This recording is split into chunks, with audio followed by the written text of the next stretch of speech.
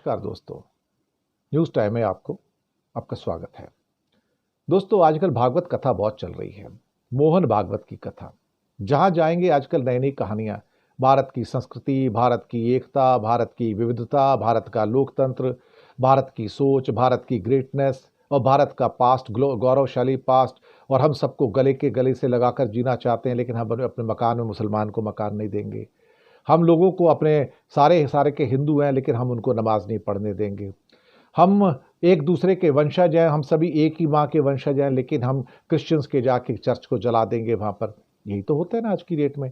Ultimately हम सारे के सारे हिंदू हैं, हमें सबका सम्मान करना है, लोकतंत्र का, विविधता का, बहुलतावाद का हम सबका सम्मान करते हैं, लेकिन मुसलमानों को ईद की नमाज नहीं पढ़ने देंगे। ये भी तो बात है ना।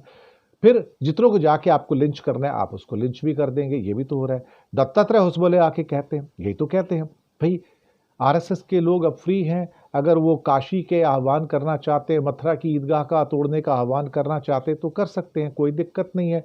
उस अभियान में भाग लेना चाहते तो ले, और बाकी इसके अलावा और भी कोई मस्जिद वगैरह गिरानी हो, दरगाह गिरानी हो तो कर सकते हैं। आप दरगाहों पे जाकर भगवा झंडा भी फहरा सकते हैं और आपके खिलाफ कोई एक्शन नहीं होगा। बीजेपी की सरकारें हैं, बीजेपी के थानेदार हैं, बीजेपी के एसपी हैं, बीजेपी के कलेक्टर हैं। जब बीजेपी के सब कुछ है तो आपके खिलाफ एफआईआर कैसे हो सकती है, आपको गिरफ्तार कैसे हो सकता है?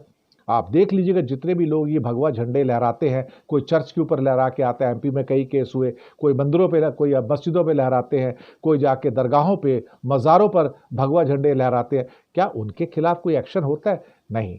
खुला आह्वान है कि आप, खास तौर से जहां भी बीजेपी की सरकारें हैं, आप ये सब काम कर सकते हैं। फिर कहेंगे हम भारत में कई भाषाएं हैं, कई प्रांत हैं, कई रीति रिवाज हैं, खान पान की आते हैं, लेकिन हम आपको नॉन वेज नहीं खाने देंगे। हम आपको कहेंगे वेज ही खाओ। अगर आपने कहीं मछली खाने की कोशिश की तो हम आपको रोक देंगे। अगर आपने कहीं नॉन वेज मीट, मच्छी, चिकन, पोर्क, बीफ खाने की कोशिश की तो हम आपको रोक देंगे। तो खान पान की आते हैं, लेकिन आप वही खाएंगे जो हम आपसे कहेंगे। तो ये जितनी भी श्रद्धा, कृतज्ञता, ये सद्भाव, सौहार्द, सामंजस्य, विविधता, क्या कहते हैं, बहुलतावाद, समावेशी, ये सब बकवास की बातें हैं। ये फ्रॉड है पूरा का पूरा आरएसएस का, और ये लोगों को इसी के द्वारा अपने आप के अंदर लाने की कोशिश करते हैं। फिर कहता है हमारा एक समाज है, एक राष्ट्र है और एक वंशज है, हमारी एक माँ है। नहीं भैया, तुम्हारी माँ एक होगी, हमारी माँ एक नहीं है। हमारी माँ जो थी ना, वो जो भी थी हमारी ही माँ थी, वो तुम्हारी माँ नहीं थी। एक माँ कैसे हो सकती है 140 करोड़ की?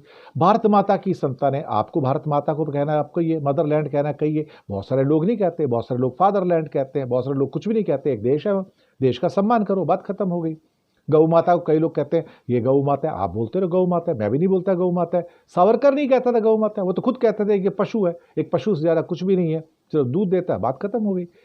लेकिन क्या करें, ये अपनी बात आपसे बनवाना चाहते हैं। भारत को फिर से विश्व गुरु बनाना है, विश्व गुरु नहीं आरएसएस गुरु बनाना है, ऐसा कहो। और कट्टरवादी हिंदू तालिबानी बनाना है, यही तो हो रहा है। फिर कहते हैं कि उत्तर प्रदेश के हर गांव में शाखा खोलनी है, लोगों को हिंदू बनाना है, लोगों को हिंदुओं के अंदर एकता लानी है। लेकिन साहब, आप उनको घोड़े पे नहीं चढ़ने देंगे, आप दलितों को चश्मा नहीं लगाने देंगे, आप उनको एक पंगत में बैठ के खाना नहीं खिलाएंगे, आप उनको शमशान घाट में मुर्दा नहीं जलाने देंगे, आप उनको नल से पानी नहीं पीने देंगे। यही तो आपका हिंदू समाज है ना, चितपावनी ब्राह्मण जो ठहरे। बहुत गर्व होता है ना आपको। इसलिए आपको महिलाओं की एंट्री नहीं है, शूद्रों की एंट्री नहीं है, दलितों की एंट्री नहीं है, किसी की एंट्री नहीं है। ब्राह्मण राज है ना, तो ब्राह्मण राज तो ऐसे ही होता है, कट्टर हिंदूवादी। शुक्रिया आपका।